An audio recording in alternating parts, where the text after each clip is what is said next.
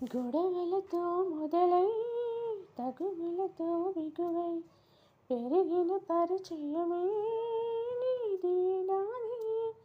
తలపులు వేరైనా కలవని తీరైనా బలపడిపోతుంటే ఉండే కొద్దీ లోయలోకి పడిపోతున్నట్టు ఆకాశం పైకి వెళుతున్నట్టు తారలన్నీ తారసపడినట్టు